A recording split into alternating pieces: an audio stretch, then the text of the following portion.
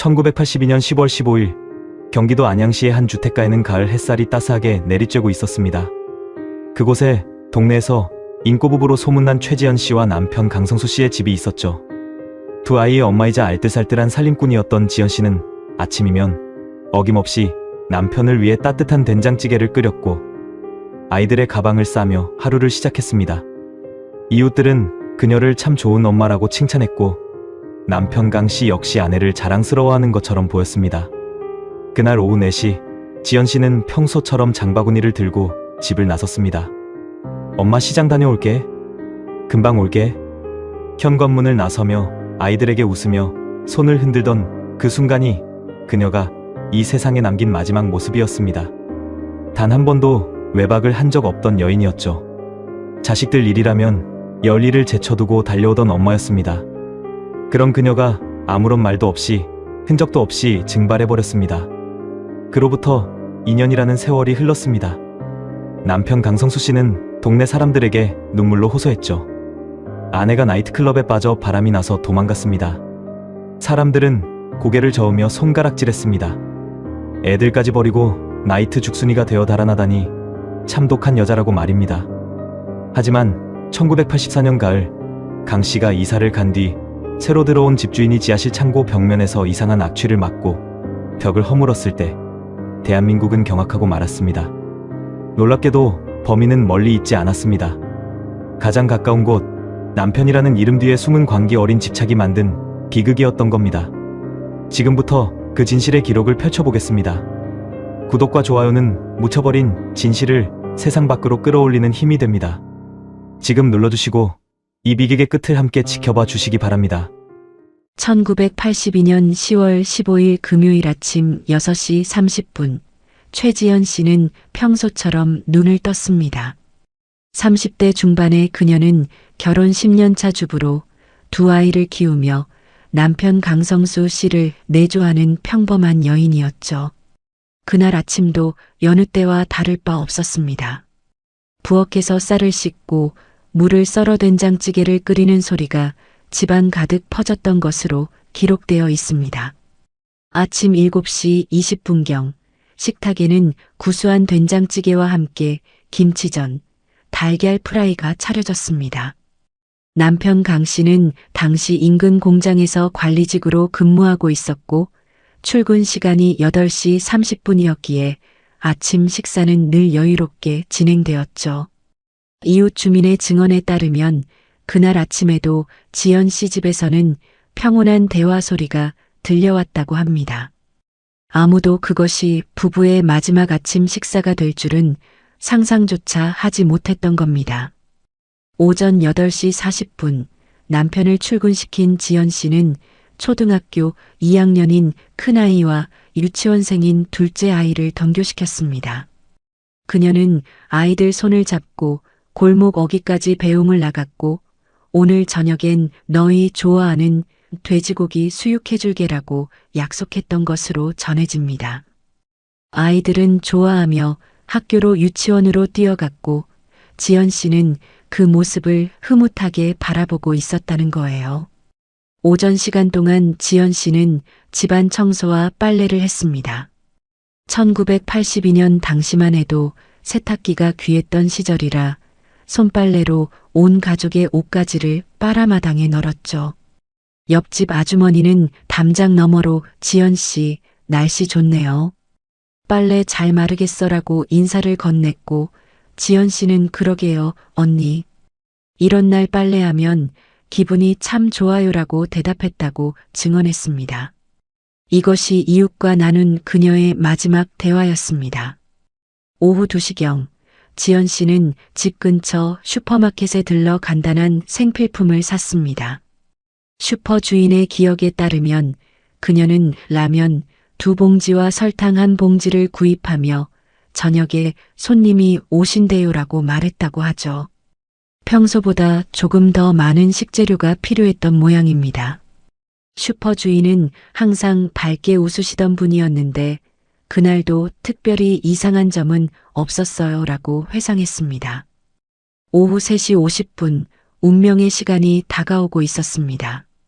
지연 씨는 장바구니를 들고 집을 나서기 전 거울 앞에서 머리를 매만졌습니다. 당시 그녀가 입고 있던 옷은 연보라색 블라우스에 검정색 치마였던 것으로 확인되었습니다. 발에는 흰색 운동화를 신고 있었죠. 평범한 주부의 평범한 차림새였습니다. 오후 4시 정각, 지연 씨는 현관문을 나서며 거실에 있던 아이들에게 말했습니다. 엄마 시장 다녀올게. 너희 좋아하는 돼지고기 사올 테니까 잘 놀고 있어. 아이들은 TV를 보며 네, 엄마하고 대답했죠. 그것이 엄마의 목소리를 듣는 마지막 순간이 될 줄은 아무도 몰랐습니다. 그런데 이상한 점이 하나 있었습니다. 평소 지연 씨가 장을 보러 갈 때는 안양역 앞 재래시장을 이용했는데 그날따라 방향이 달랐던 겁니다. 이웃 주민 한 명이 오후 4시 10분경 골목 입구에서 지연 씨를 목격했다고 증언했는데 그녀는 시장과 반대 방향으로 걸어가고 있었다는 거예요. 그 이유가 무엇이었을까요? 오후 6시 학교에서 돌아온 아이들은 집에 엄마가 없다는 것을 알아챘습니다. 평소라면 벌써 저녁 준비가 한창이어야 할 시간이었죠. 큰아이는 동생과 함께 TV를 보며 엄마를 기다렸습니다. 7시가 되어도 8시가 되어도 엄마는 돌아오지 않았습니다. 오후 8시 30분 퇴근한 남편 강성수 씨가 집에 도착했습니다. 아이들은 아빠 엄마가 아직 안 왔어요 라고 말했죠. 강 씨는 당황한 기색 없이 엄마가 친구 만나러 갔나 보다. 조금 있으면 오시겠지라고 대답했다고 합니다. 그는 아이들에게 라면을 끓여주고 재웠습니다. 밤 11시가 넘어서도 지연 씨는 돌아오지 않았습니다. 강 씨는 이웃집에 전화를 걸어 혹시 우리 집사람 보셨어요? 라고 물었지만 아무도 본 사람이 없었죠.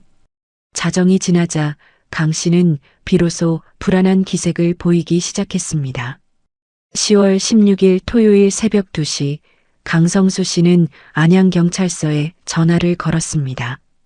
아내가 어제 오후부터 집을 나간 뒤 연락이 두절되었습니다.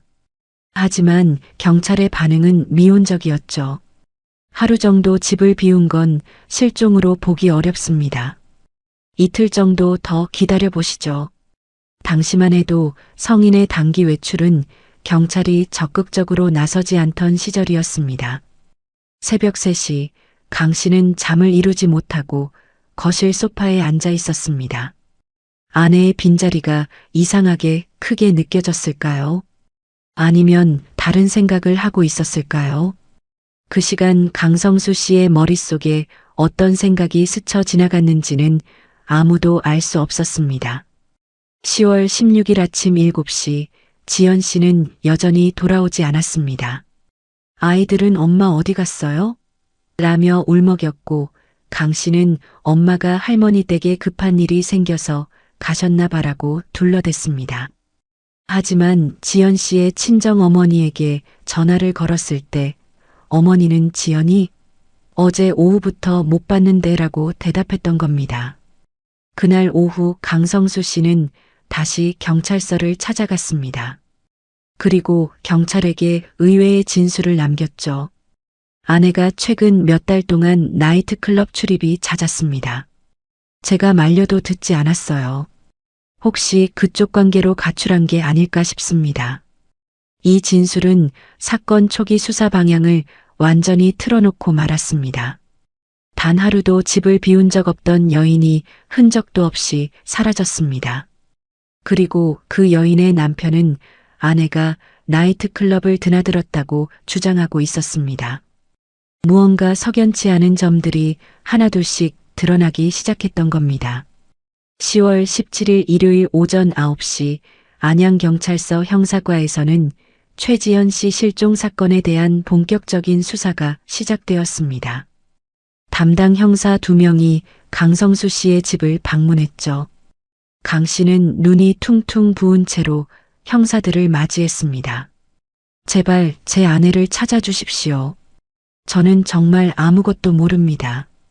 그의 목소리는 떨리고 있었고 손은 부들부들 떨렸던 것으로 기록되어 있습니다. 형사들은 집안 곳곳을 살펴봤습니다. 지연 씨의 옷가지는 옷장에 그대로 걸려 있었고 화장대 위에는 그녀가 평소 사용하던 립스틱과 분첩이 놓여 있었죠. 통장과 도장도 서랍 안에 그대로 보관되어 있었습니다. 계획적인 가출이라고 보기엔 석연치 않은 부분이 한둘이 아니었던 겁니다. 오후 2시 경찰은 강 씨의 진술에 따라 안양 일대 나이트클럽 탐문 수사에 나섰습니다. 당시 안양에는 번화가를 중심으로 나이트클럽 서너 곳이 영업 중이었죠. 형사들은 각 업소의 지배인과 종업원들을 상대로 최지연 씨의 사진을 보여주며 물었습니다. 이 여자 본 적 있습니까? 하지만 돌아온 대답은 하나같이 모르는 분인데요였습니다. 10월 18일 월요일 경찰은 수사 범위를 넓혔습니다. 지연 씨가 마지막으로 목격된 시각인 오후 4시 10분 이후의 행적을 추적하기 시작한 거예요. 그녀가 시장과 반대 방향으로 걸어갔다는 증언이 있었기에 그쪽 방면의 상가와 주민들을 상대로 탐문에 나섰습니다. 하지만 아무도 그녀를 본 사람이 없었어요. 마치 연기처럼 사라져버린 것 같았죠. 한편 강성수 씨는 아내를 찾기 위한 전단지를 만들기 시작했습니다. 사랑하는 아내 최지연을 찾습니다라는 문구와 함께 그녀의 사진이 인쇄된 전단지 500장을 뿌렸던 것으로 확인됩니다. 안양역 광장, 시장 입구, 버스 정류장 등 사람들이 많이 모이는 곳마다 전단지가 붙었죠. 강 씨는 전단지를 나눠주며 제 아내 좀 찾아주세요라고 울먹이는 목소리로 호소했다고 합니다. 10월 20일 수요일 사건은 새로운 국면을 맞이했습니다. 지역 방송국 시사 프로그램에서 이 사건을 다루기로 한 겁니다. 제작진은 강성수 씨를 스튜디오로 초청했고 그는 카메라 앞에서 눈물을 쏟아냈죠. 제발 살아서만 돌아와 달라며 오열하는 그의 모습은 안방극장을 통해 전국으로 방송되었습니다.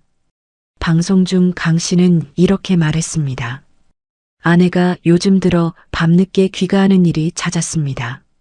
제가 물어보면 친구 만나고 왔다고만 하더군요. 솔직히 의심이 들긴 했지만 아내를 믿고 싶었어요. 그는 손수건으로 눈물을 닦으며 계속 말을 이었죠. 혹시 제가 아내에게 부족한 남편이어서 이런 일이 생긴 건 아닐까, 그런 생각에 밤잠을 이룰 수가 없습니다. 시청자들의 반응은 폭발적이었습니다.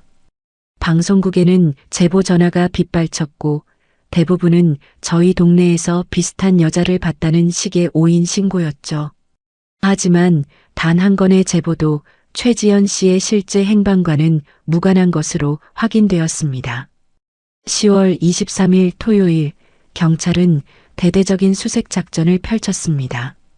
안양천 일대와 인근 야산을 중심으로 수십 명의 경찰관이 투입되었죠. 혹시 모를 사고나 범죄의 가능성을 염두에 둔 조치였습니다. 수색경까지 동원되었지만 이틀간의 수색에도 아무런 단서를 찾지 못했던 것으로 기록되어 있습니다. 이 과정에서 강성수 씨는 수색 현장에 직접 나와 경찰들을 격려했습니다. 고생이 많으십니다. 제 아내를 꼭 찾아주세요. 그는 준비해온 음료수를 나눠주며 애타는 심정을 드러냈죠.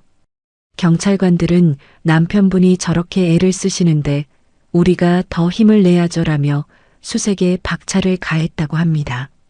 10월 27일 수요일 경찰은 지연 씨의 친구들과 친척들을 상대로 추가 조사를 실시했습니다.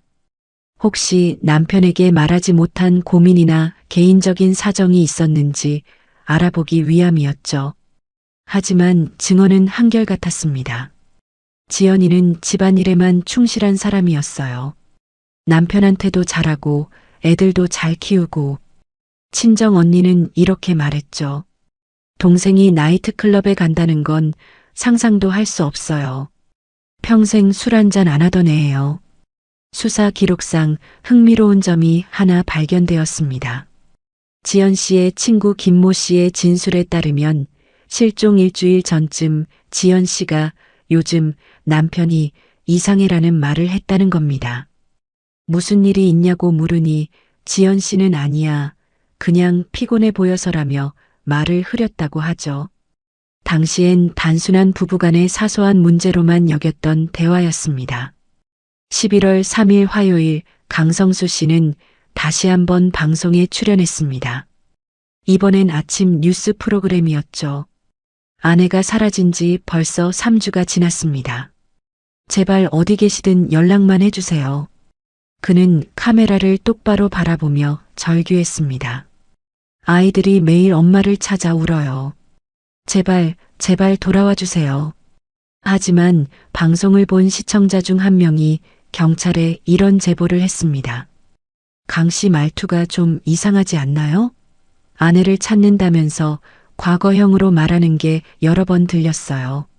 실제로 방송 녹화본을 다시 확인해 보니 강 씨는 아내가 좋아했던, 아내가 자주 입던 등 과거형 표현을 자주 사용했던 것으로 확인되었습니다. 11월 10일 화요일 경찰은 강성수 씨를 다시 소환했습니다. 하지만 그의 진술은 일관되게 유지되었죠. 아내가 나이트클럽 출입이 잦았고 아마도 그곳에서 만난 남자와 도망간 것 같습니다.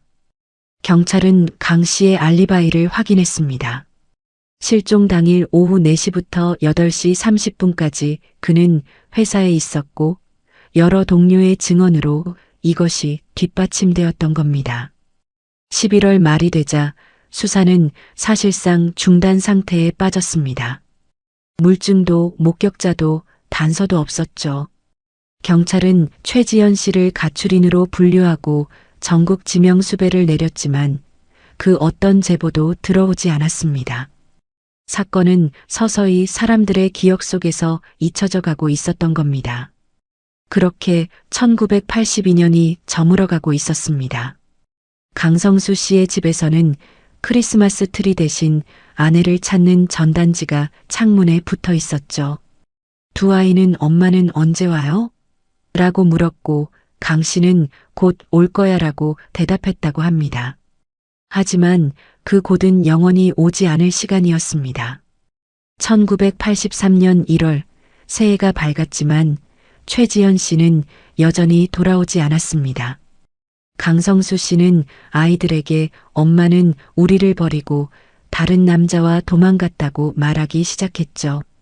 초등학교 3학년이 된 큰아이는 아빠, 엄마는 그런 사람 아니에요라고 울먹였지만 강 씨는 냉정하게 대꾸했습니다. 내가 뭘 알아? 엄마는 나쁜 여자야. 1월 중순 지연 씨의 친정어머니가 강 씨의 집을 찾아왔습니다.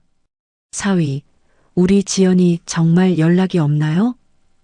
노모는 눈물을 흘리며 물었죠. 강 씨는 차갑게 대답했습니다. 어머님, 장모님 딸이 어떤 짓을 했는지 아십니까? 나이트클럽에 빠져 다른 남자와 도망갔어요. 친정어머니는 고개를 저었습니다. 그럴 리 없어요. 우리 지연이는 절대 그런 애가 아니에요. 하지만 강 씨는 단호했죠. 저도 믿고 싶지 않았습니다. 하지만 경찰 조사 결과가 그렇게 나왔어요. 친정어머니는 더 이상 할 말을 잃고 돌아갔습니다. 그 후로 강 씨는 지연 씨의 친정과 연락을 끊어버렸던 것으로 확인됩니다. 2월 중순 강 씨는 이상한 행동을 보이기 시작했습니다. 지연 씨의 옷가지와 화장품을 모두 쓰레기 봉투에 담아버렸던 거예요. 이웃 주민이 아직 부인이 돌아올 수도 있는데 왜 그러시냐고 물었을 때 그는 이렇게 답했다고 합니다. 이제 포기했어요. 그 여자는 절대 안 돌아올 겁니다. 실종된 지 겨우 4개월밖에 지나지 않은 시점이었습니다.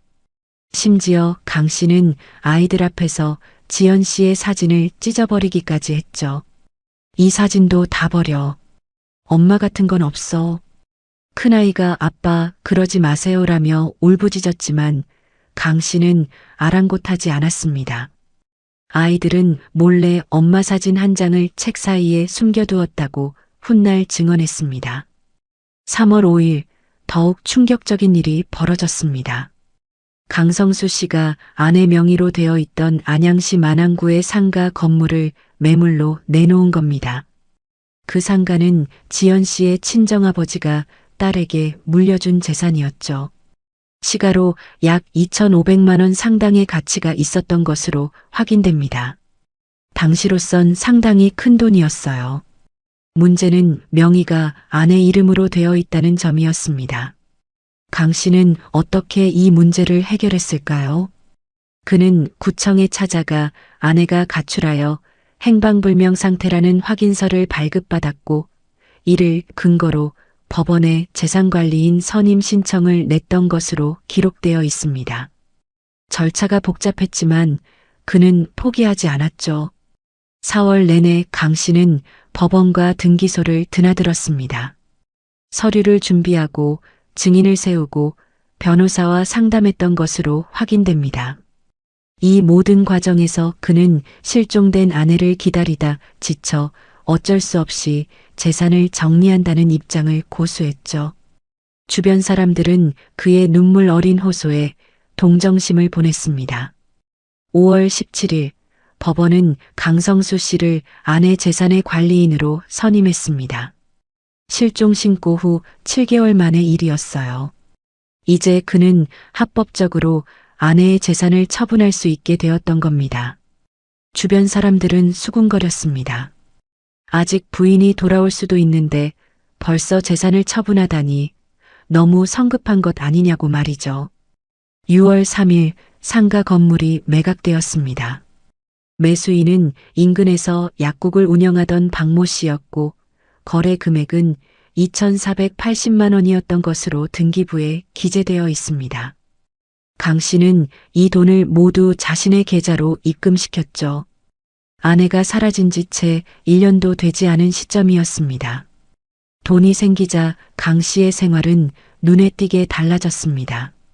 7월경부터 그는 고급 양복을 맞춰 입고 다녔고 중고 포니, 승용차를 구입했던 것으로 확인됩니다.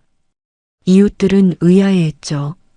부인이 실종되어 슬퍼해야 할 사람이 왜 저렇게 좋아 보이는 거지?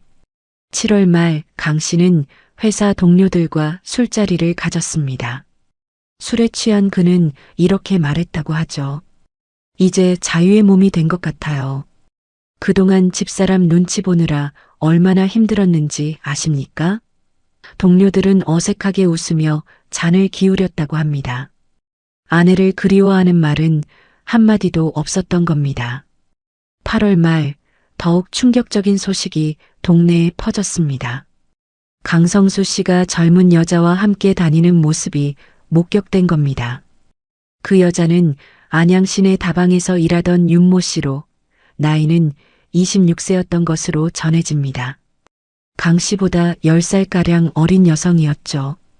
9월 초 강 씨와 윤 씨는 공공연하게 데이트를 즐겼습니다. 영화관에도 가고 식당에도 갔죠. 이웃 주민 하나가 사모님은 어떻게 되셨냐고 묻자 강 씨는 태연하게 대답했습니다. 아, 그 사람은 다른 남자랑 잘 살고 있을 겁니다. 그의 표정에는 죄책감이라곤 찾아볼 수 없었어요. 9월 중순 강 씨는 아이들에게 새 엄마가 생길 거야 라고 말했습니다. 큰아이는 격렬하게 반대했죠. 싫어요. 우리 엄마는 따로 있어요. 하지만 강 씨는 아이의 뺨을 때리며 소리쳤다고 합니다. 내 엄마는 우리를 버린 나쁜 여자야. 다시는 엄마 타령하지 마. 10월 초 윤 씨가 강 씨의 집으로 들어왔습니다. 동거를 시작한 겁니다. 이웃들은 혀를 찼죠. 아내가 실종된 지 겨우 1년밖에 안 됐는데 벌써 새 여자를 들인다니. 하지만 강 씨는 아랑곳하지 않았습니다. 제 아내는 다른 남자와 도망갔어요. 저도 이제 새 인생을 살 권리가 있습니다라고 당당하게 말했던 것으로 전해집니다. 윤 씨는 지연 씨의 아이들에게 냉담했습니다. 밥을 제대로 차려주지 않았고 아이들이 조금이라도 말을 안 들으면 내 엄마처럼 버려질래? 라며 협박했다고 하죠. 아이들은 점점 위축되어 갔습니다. 학교 선생님이 요즘 애들 표정이 어둡다며 걱정했지만 아이들은 입을 열지 않았던 것으로 확인됩니다. 11월경 강 씨는 아이들을 모아놓고 또다시 세뇌를 시도했습니다. 너희 엄마는 나이트클럽에서 놀다가 다른 남자를 만나 도망갔어. 그러니까 엄마 생각은 아예 하지도 마. 알았지? 아이들은 고개를 숙인 채 눈물만 흘렸죠. 강 씨는 계속해서 아내를 악마화했습니다. 12월 24일 크리스마스 이브, 강 씨는 윤 씨와 함께 서울 명동으로 쇼핑을 갔습니다. 그는 윤 씨에게 금목걸이를 사주었고 고급 레스토랑에서 식사를 했던 것으로 신용카드 명세서에 기록되어 있습니다. 같은 시각 집에 남겨진 두 아이는 라면으로 저녁을 때우고 있었죠. 1984년 1월 강성수 씨는 완전히 다른 사람이 되어 있었습니다.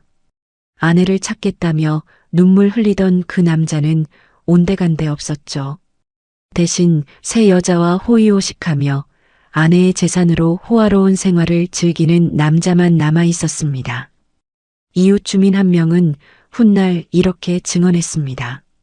그때 이미 느꼈어요. 뭔가 이상하다고. 아내가 실종됐는데 저렇게 행복해 보일 수가 있나 싶었죠. 하지만 아무도 감히 의심의 목소리를 내지 못했습니다. 경찰 수사도 이미 종결된 상태였고 강 씨는 합법적으로 재산을 처분했으니까요. 2월 중순 강 씨는 집을 매물로 내놓았습니다. 새 출발을 하고 싶다는 이유에서였죠. 그는 서울 근교의 더 좋은 집으로 이사갈 계획을 세우고 있었습니다. 부동산 중개인에게 빨리 팔아주세요. 이 집엔 좋은 추억이 없어서요라고 말했다고 전해집니다. 아내가 사라진 그 집에서 그는 1년 반 동안 아무렇지도 않게 살아왔던 겁니다. 과연 그 집 지하실 벽 뒤편에 무엇이 숨겨져 있는지도 모른 채 말입니다. 1984년 3월 12일 강성수 씨의 집이 매각되었습니다. 매수인은 서울에서 사업을 하다가 안양으로 내려온 박철호 씨 부부였죠. 거래 금액은 3,200만 원, 당시로선 제법 큰 돈이었습니다. 부동산 중개인의 증언에 따르면 강 씨는 빨리 계약해 주시면 100만 원 깎아드리겠다며 급하게 집을 처분하려 했다고 합니다. 계약 당일 박 씨 부부가 집을 둘러볼 때였습니다. 박 씨의 아내가 지하실도 있네요? 라고 물었죠. 강 씨는 잠깐 표정이 굳어졌다가 이내 웃으며 대답했습니다. 네, 참고로 쓰시면 됩니다. 저는 거의 안 썼어요. 지하실로 내려가는 계단은 어두컴컴했고 습기 냄새가 올라왔던 것으로 전해집니다. 3월 25일 강성수 씨는 짐을 모두 싸서 이사를 떠났습니다. 이웃들에게 서울 쪽으로 간다고만 말했을 뿐 정확한 주소는 알려주지 않았죠. 윤 씨와 아이들을 데리고 새벽같이 떠나는 모습을 본 이웃은 마치 도망가는 것처럼 급하게 떠났다고 증언했습니다. 4월 2일 박철호 씨 부부가 새 집으로 입주했습니다. 박 씨는 42세의 철물 도매업자였고 아내 김순자 씨는 38세의 전업주부였죠. 그들에겐 중학생 아들 하나가 있었습니다. 평범한 가족이었던 겁니다. 입주 첫날부터 이상한 점이 발견되었습니다. 지하실에서 묘한 냄새가 올라오는 거예요.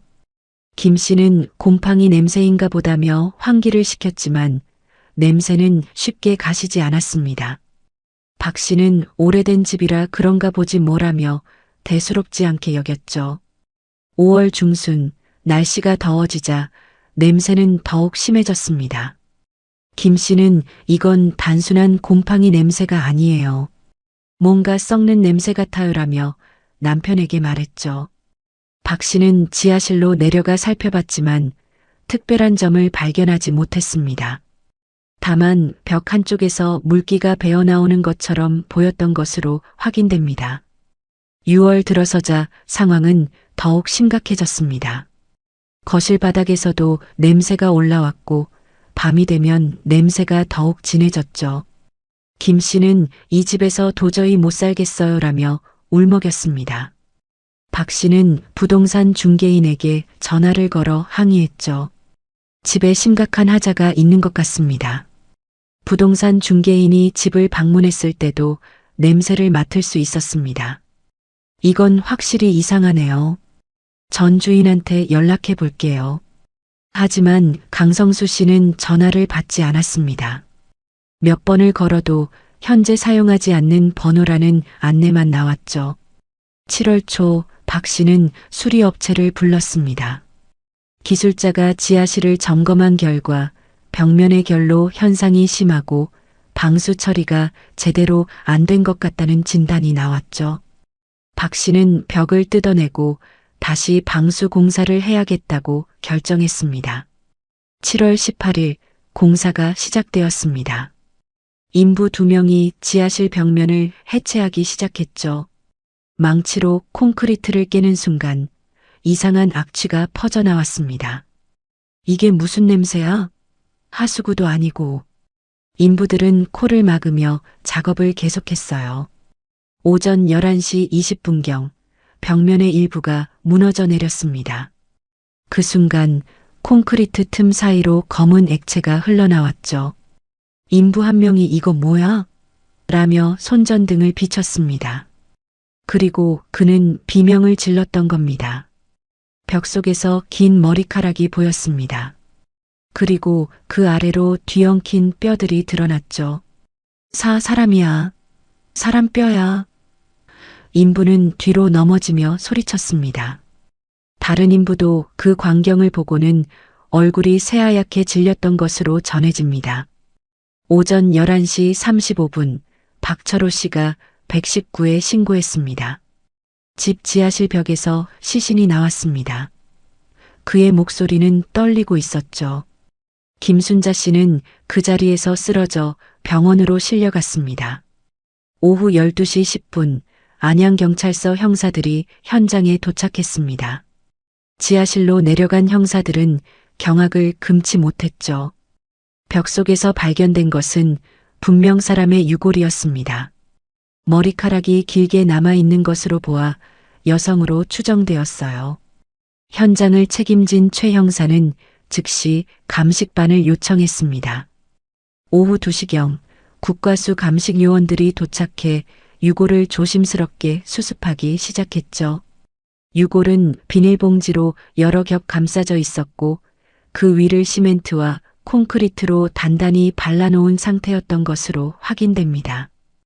오후 3시 30분 유골 전체가 수습되었습니다. 감식요원은 사망 후 상당 기간이 지난 것으로 보인다고 소견을 밝혔죠. 현장에서 함께 발견된 옷가지 조각은 연보라색 천 조각과 검은색 치마 일부였습니다. 오후 5시 경찰은 이 집의 전 소유주를 추적하기 시작했습니다. 등기부등본을 확인한 결과 바로 전 소유주는 강성수 씨로 기재되어 있었죠. 형사들은 즉시 강 씨의 행방을 찾기 시작했습니다. 오후 6시 20분 놀라운 사실이 드러났습니다. 강 씨의 아내 최지연 씨가 1982년 10월에 실종 신고되었던 기록이 발견된 겁니다. 담당 형사는 2년 전 실종 사건 피해자일 가능성이 높다고 판단했죠. 오후 7시 경찰은 긴급 수배령을 내렸습니다. 강성수 씨를 참고인 조사 대상으로 지명한 겁니다. 하지만 그의 현재 거주지는 파악되지 않았어요. 이사할 때 전입신고를 하지 않았던 것으로 확인되었습니다. 밤 10시 부검이 시작되었습니다. 국과수 의사는 두개골을 면밀히 살펴본 후 중대한 발견을 했죠. 두개골 후두부에 심한 골절 흔적이 있었던 겁니다. 둔기에 의한 강한 타격을 받은 것으로 보인다는 소견이 나왔습니다. 7월 19일 새벽 2시 유골에서 채취한 시료를 분석한 결과 사망 시기는 약 2년 전인 1982년 가을경으로 추정되었습니다. 지연 씨가 실종된 시기와 정확히 일치했던 겁니다. 새벽 4시 경찰은 확신했습니다. 이 유골은 최지연 씨일 가능성이 매우 높다고 말이죠. 그리고 강성수 씨는 더 이상 참고인이 아닌 피의자가 되었습니다. 2년 동안 그 집 지하실 벽 속에 갇혀있던 진실이 마침내 세상 밖으로 나온 순간이었습니다.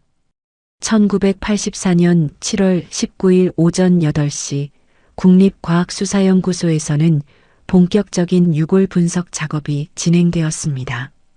담당 법의학자는 유골의 상태를 면밀히 검토하며 기록을 남겼죠. 피해자는 30대 초중반 여성으로 추정되며 신장은 약 158cm에서 162cm 사이로 보입니다. 최지연 씨의 신체 특징과 일치하는 부분이 많았던 겁니다.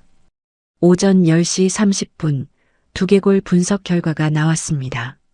후두부에서 발견된 골절은 가로 약 7cm, 세로 약 5cm 크기였고 골절선이 방사형으로 퍼져 있었던 것으로 확인됩니다. 상당히 무거운 둔기로 최소 2회 이상 가격당한 것으로 판단됩니다. 법의학자의 소견은 명확했죠. 오후 1시 치아 감식 작업이 시작되었습니다. 다행히 지연 씨는 생전에 치과 치료를 여러 차례 받았던 기록이 있었어요. 경찰은 안양시내 치과들을 일일이 방문해 진료 기록을 확보했습니다. 오후 4시경 한 치과에서 최지연 씨의 진료 기록부가 발견되었죠. 오후 5시 20분 치아 감식 결과가 나왔습니다. 유골의 치아 상태와 진료 기록이 완벽하게 일치합니다. 감식관의 발표에 수사팀은 숨을 죽였죠. 이제 거의 확실해졌던 겁니다.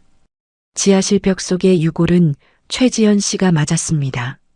7월 20일 오전 9시 경찰은 유골을 감싸고 있던 비닐봉지를 정밀 분석하기 시작했습니다. 당시만 해도 지문 채취 기술이 지금처럼 발달하진 않았지만 경찰은 최선을 다했죠. 비닐봉지 표면을 특수 약품으로 처리하자 희미하게나마 지문 흔적이 드러났던 것으로 기록되어 있습니다.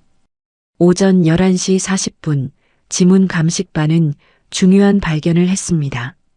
비닐봉지 안쪽 면에서 뚜렷한 장문 하나가 검출된 겁니다. 이건 비닐을 묶을 때 강하게 눌러서 생긴 압착 지문입니다. 감식관은 흥분을 감추지 못했죠.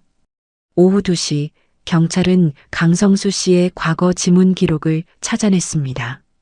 그가 1978년에 공장 관리직으로 취직하면서 신원조회를 받았던 기록이 남아 있었던 거예요. 두 지문을 대조한 결과는 충격적이었습니다. 오후 3시 30분 감식 결과가 발표되었습니다. 비닐봉지에서 검출된 지문과 강성수 씨의 지문이 일치합니다. 16개 특징점이 완벽하게 맞아떨어졌죠. 이제 강성수 씨는 단순한 참고인이 아니었습니다. 살인 용의자로 전환된 겁니다. 오후 5시 경찰은 전국에 강성수 씨의 수배령을 내렸습니다. 이번엔 참고인 조사가 아닌 살인 혐의였죠. 그의 사진이 전국 경찰서와 파출소에 배포되었습니다. 발견 즉시 체포하라는 지시가 떨어졌던 것으로 확인됩니다. 7월 21일 오전 경찰은 강성수 씨의 행방을 추적하기 시작했습니다. 그가 이사간 곳을 찾기 위해 은행 거래 내역을 조회했죠. 며칠 후 서울 구로구의 한 은행에서 그의 계좌 활동이 포착되었습니다. 오후 1시 형사들은 구로구 일대를 샅샅이 뒤졌습니다. 여러 부동산을 방문해 강 씨의 사진을 보여주며 물었죠. 이 사람 본 적 있습니까? 5번째 부동산에서 마침내 단서를 찾았습니다. 아, 이 사람 3월에 우리 통해서 빌라 계약했어요. 부동산 중개인의 증언이었습니다. 구로구 개봉동의 한 빌라 2층에 살고 있다는 정보를 확보한 거예요. 형사들은 즉시 현장으로 향했습니다. 오후 4시 20분, 형사 4명이 개봉동 빌라에 도착했습니다. 2층 현관문 앞에서 초인종을 눌렀죠. 잠시 후 여자의 목소리가 들렸습니다. 누구세요? 윤 씨의 목소리였던 겁니다. 경찰입니다. 문 좀 열어주시겠습니까? 형사의 말에 안에서 당황하는 기색이 느껴졌죠. 잠시 후 문이 열렸고 윤 씨가 긴장한 얼굴로 서 있었습니다. 무슨 일이세요? 형사들이 집 안으로 들어갔을 때 강성수 씨는 거실 소파에 앉아 TV를 보고 있었습니다. 형사를 보는 순간 그의 얼굴이 하얗게 질렸죠. 강성수 씨 맞습니까? 형사의 질문에 그는 고개를 끄덕였습니다. 오후 4시 35분 강성수 씨가 체포되었습니다. 살인 혐의로 긴급 체포합니다. 묵비권을 행사할 수 있으며 형사가 미란다 원칙을 고지하는 동안 강 씨는 아무 말도 하지 못했던 것으로 기록되어 있습니다. 오후 5시 10분 강 씨는 안양경찰서로 연행되었습니다. 조사실로 들어서는 그의 모습은 2년 전과는 완전히 달랐죠. 아내를 찾아달라며 방송에서 눈물 흘리던 남자는 온데간데 없었습니다.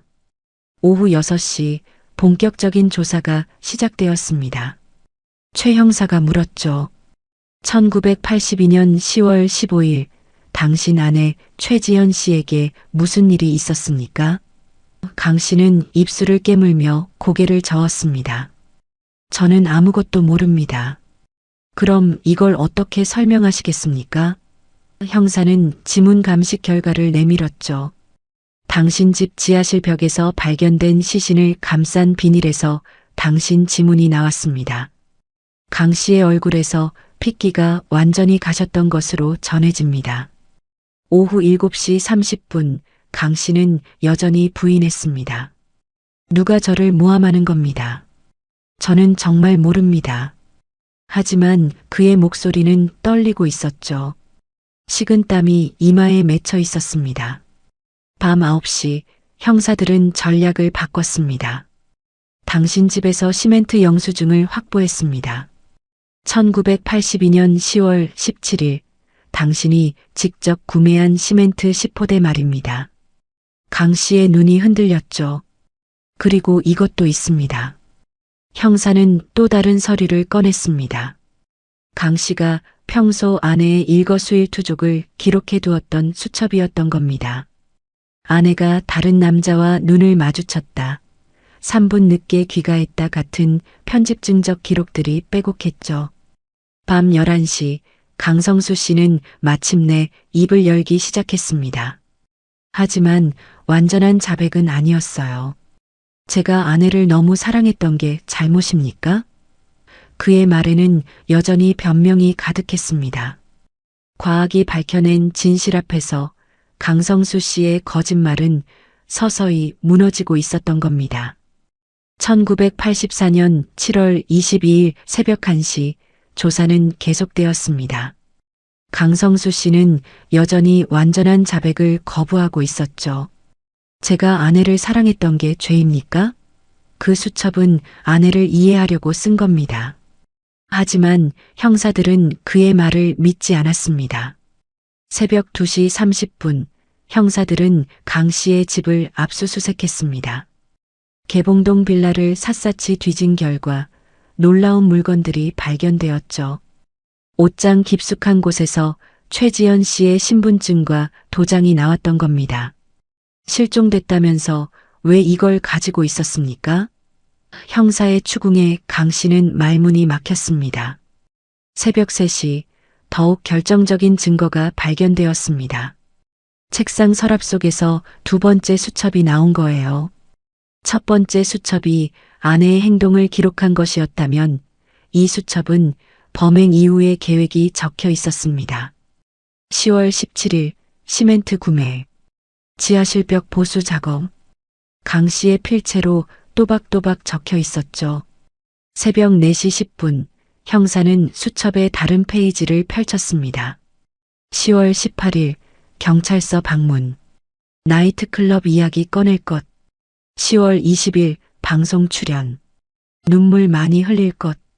강 씨는 범행 후 모든 행동을 치밀하게 계획하고 실행했던 겁니다. 새벽 5시 강성수 씨의 얼굴에서 마지막 남은 여유가 사라졌습니다. 형사가 물었죠. 이제 말씀하시죠. 1982년 10월 15일 정확히 무슨 일이 있었습니까? 강 씨는 한참을 침묵하다가 떨리는 목소리로 입을 열었습니다. 그날 아내가 시장에 간다고 나갔어요. 강 씨의 고백이 시작되었죠. 하지만 저는 알고 있었습니다. 아내가 다른 남자를 만나러 간다는 걸. 형사들은 조용히 그의 말을 들었습니다. 새벽 5시 30분 강 씨는 계속 말했습니다. 저는 회사에 가는 척하고 집 근처에 숨어 있었어요. 아내가 나오는 걸 지켜봤죠. 그의 목소리에는 광기가 어려 있었습니다. 아내는 시장 반대편으로 걸어갔어요. 역시 거짓말이었던 겁니다. 하지만 형사들이 확인한 바에 따르면 지연 씨는 그저 다른 슈퍼마켓에 들르려 했을 뿐이었습니다. 강 씨의 망상이었던 거죠. 그래서 어떻게 하셨습니까? 형사가 조심스럽게 물었습니다. 새벽 6시 강 씨의 고백은 더욱 구체적이 되었습니다. 아내를 뒤따라갔어요. 골목길에서 불러 세웠죠. 당신 지금 어디 가는 거요? 라고 물었습니다.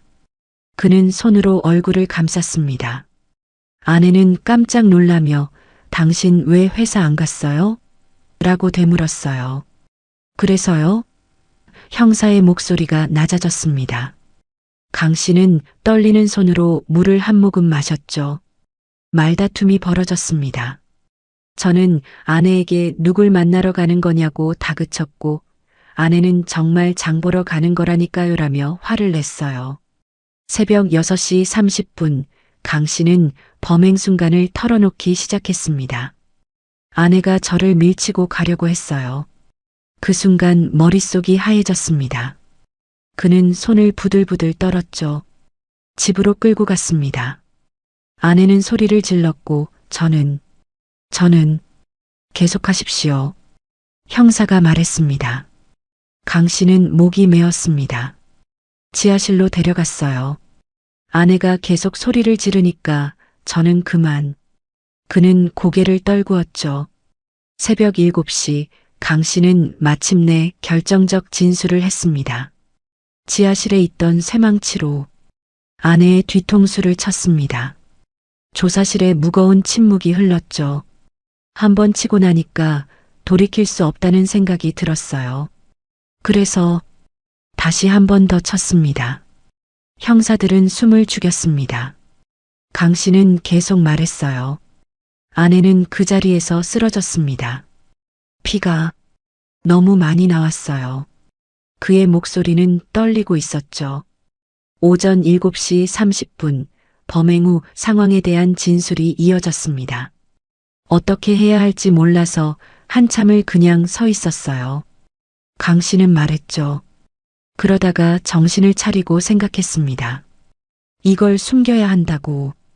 그래서 시신을 벽 속에 숨긴 겁니까? 형사가 물었습니다. 강 씨는 고개를 끄덕였어요. 비닐봉지를 여러 겹 싸고 지하실 벽 한쪽을 뜯어냈습니다. 거기에 아내를 넣었어요. 오전 8시 강 씨는 범행 은폐 과정을 상세히 진술했습니다. 그날 밤 늦게까지 시멘트 작업을 했어요. 벽을 다시 쌓고 콘크리트로 발랐습니다. 그는 손을 보며 말했죠. 손에 물집이 잡히도록 작업했어요. 아이들은 어디 있었습니까? 형사가 물었습니다. 친구 집에 보냈어요. 저녁 먹고 자고 오라고 했죠. 강 씨의 대답이었습니다. 모든 것이 계획적이었던 겁니다. 오전 9시 형사는 가장 중요한 질문을 던졌습니다. 왜 그랬습니까? 정말로 부인이 다른 남자를 만났습니까? 강 씨는 고개를 저었어요. 아니요. 사실은 확신할 수 없었습니다. 그럼 왜? 형사의 목소리에 분노가 섞여 들어갔죠. 강 씨는 울먹이며 말했습니다. 저는 아내를 너무 사랑했어요. 다른 남자가 아내를 쳐다보기만 해도 견딜 수 없었습니다. 오전 9시 30분 강 씨는 자신의 광적인 집착을 고백했습니다. 아내가 5분만 늦어도 의심했어요. 누구와 있었는지 무엇을 했는지 캐물었죠. 그는 손으로 머리를 감쌌습니다. 아내는 지쳐 있었어요. 그걸 알면서도 저는 멈출 수가 없었습니다. 형사가 물었습니다. 그래서 살인을 저지른 겁니까? 사랑한다면서? 강 씨는 대답하지 못했죠. 그저 소리 없이 울기만 했습니다. 오전 10시 조서 작성이 시작되었습니다. 강성수 씨는 자신의 범행을 모두 인정했죠. 살인, 사체 유기, 범죄 은폐까지 모든 혐의를 자백했습니다. 집착을 사랑이라 착각한 한 남자의 광기가 마침내 법 앞에 드러난 순간이었습니다. 1984년 7월 23일 오전 10시 강성수 씨는 검찰로 송치되었습니다. 살인, 사체 유기, 사문서 위조 등 여러 혐의가 적용되었죠. 검찰 조사에서도 그는 자백을 번복하지 않았습니다. 제가 저지른 일입니다라고 담담하게 말했던 것으로 기록되어 있습니다. 8월 14일 기소가 이루어졌습니다. 검찰은 계획적이고 잔혹한 범행이라며 강 씨를 살인 및 사체 유기 혐의로 기소했죠. 언론은 이 사건을 대서특필했습니다. 안양 콘크리트 살인 사건이라는 제목이 신문 일면을 장식했던 겁니다. 9월 3일 1차 공판이 열렸습니다. 수원지방법원 형사합의부였죠. 강성수 씨가 법정에 들어섰을 때 방청석에서는 탄식이 터져 나왔습니다. 그의 두 아이도 방청석 뒤편에 앉아 있었어요. 아이들은 고개를 숙인 채 아버지를 바라보지 못했습니다. 재판장이 물었습니다. 피고인 기소 내용을 인정합니까? 강 씨는 잠시 침묵하다가 대답했죠. 인정합니다.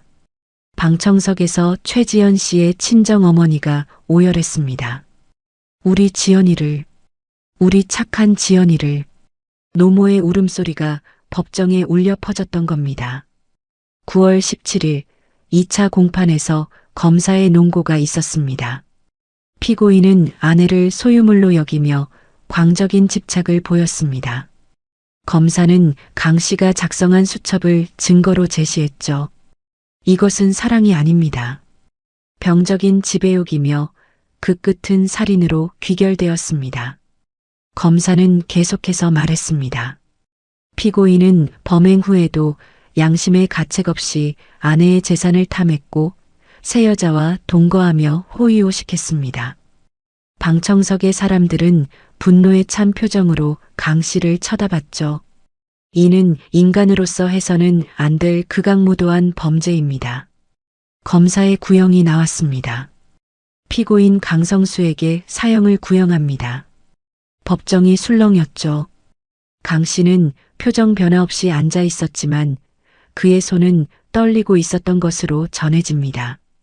10월 8일 3차 공판에서 변호인의 최후 변론이 있었습니다. 피고인은 극도의 질투와 불안장애로 고통받았습니다. 변호인은 정신과 전문의 소견서를 제출했죠. 피고인에게는 치료가 필요합니다. 사형은 너무 가혹한 처벌입니다. 하지만 재판부의 표정은 차갑게 굳어 있었습니다. 재판장이 물었죠.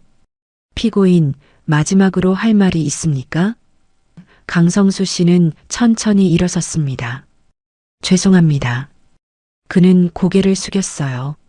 아이들에게 미안합니다. 10월 29일 선고 공판이 열렸습니다. 법정은 방청객들로 가득 찼죠. 재판장이 판결문을 읽기 시작했습니다. 피고인은 아내를 잔혹하게 살해하고 시신을 은폐했으며 범행 후에도 죄책감 없이 피해자의 재산을 착복했습니다. 재판장의 목소리는 단호했습니다. 이는 계획적이고 비인간적인 범죄로 도저히 용서받을 수 없는 행위입니다. 방청석의 사람들은 숨을 죽이고 판결을 기다렸죠. 따라서 본 재판부는 피고인 강성수에게 무기징역을 선고합니다. 사형이 아닌 무기징역이었습니다. 검사의 구형보다는 낮았지만 그래도 중형이었죠. 또한 피고인이 부당하게 취득한 재산 일체를 몰수하고 유족에게 배상할 것을 명합니다. 강 씨가 아내의 상가를 팔아 얻은 돈은 한 푼도 쓸 수 없게 되었던 겁니다. 11월 15일 강성수 씨는 안양교도소로 이송되었습니다. 수감번호 84-1247번을 부여받았죠. 그의 감방은 6평 남짓한 독방이었습니다. 그곳에서 그의 지옥 같은 나날이 시작되었던 것으로 전해집니다. 1985년 1월 교도관의 기록에 이런 내용이 남아 있습니다. 수감자 강성수 밤마다 악몽에 시달리며 비명을 지름. 정신과 상담 필요. 강 씨는 잠을 이루지 못했죠. 눈을 감으면 아내의 모습이 보였고 귀에는 아내의 비명이 들렸다고 합니다. 3월경 강 씨는 교도관에게 이렇게 말했다고 하죠. 밤마다 제 아내가 옵니다. 콘크리트 가루를 뒤집어 쓴 채로 말입니다. 그는 환청과 환각에 시달리기 시작했던 겁니다. 용서해달라고 빌어도 아내는 아무 말이 없어요. 6월 강 씨의 체중은 15kg이나 빠졌습니다. 밥을 제대로 먹지 못했고 잠도 거의 자지 못했던 것으로 기록되어 있습니다. 교도소 의무과에서는 수면제를 처방했지만 효과는 미미했죠. 1986년 2월 강 씨는 독방에서 혼잣말을 하기 시작했습니다. 미안해, 지연아. 내가 잘못했어. 교도관이 들여다보면 허공을 향해 말하고 있었다고 해요. 정신이 온전치 않은 상태였던 겁니다. 1987년 봄 강 씨의 두 아이가 면회를 왔습니다. 하지만 아이들은 아버지와 눈을 마주치지 못했죠. 아빠는 우리에게 없는 사람이에요라고 말하고 돌아갔다고 합니다. 그날 이후 강 씨는 더 이상 면회를 신청하지 않았습니다. 1990년대로 접어들면서 강 씨의 건강은 급격히 악화되었습니다. 지속적인 불면증과 우울증으로 몸이 망가졌던 거예요. 1993년경에는 간 질환까지 생겼던 것으로 의무 기록에 남아 있습니다. 1998년 7월 강성수 씨는 교도소 병사동으로 옮겨졌습니다. 강경화가 말기로 진행되었던 겁니다.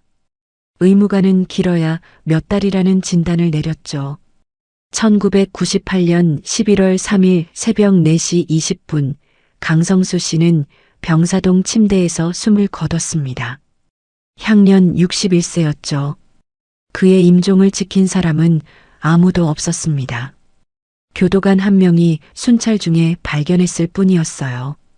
그가 아내를 죽이고 벽 속에 가둔 채로 챙겼던 재산, 그 2,480만 원은 결국 한 푼도 쓰지 못했습니다. 법원 명령에 따라 모두 유족에게 배상되었고 남은 돈은 국고로 환수되었죠. 강성수 씨의 시신은 무형고자 공동묘지에 안치되었습니다. 아이들은 장례식에 오지 않았어요. 그는 쓸쓸히 아무도 그리워하지 않는 채로 세상을 떠났던 겁니다. 집착을 사랑이라 착각했던 한 남자의 비참한 최후였습니다. 1998년 11월 강성수 씨의 죽음과 함께 이 사건은 완전히 종결되었습니다. 하지만 남겨진 사람들의 상처는 아물지 않았죠.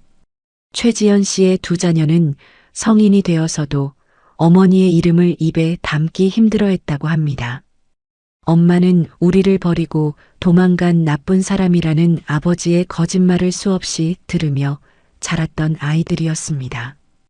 2001년 지연 씨의 유골은 경기도의 한 공원묘지에 안장되었습니다.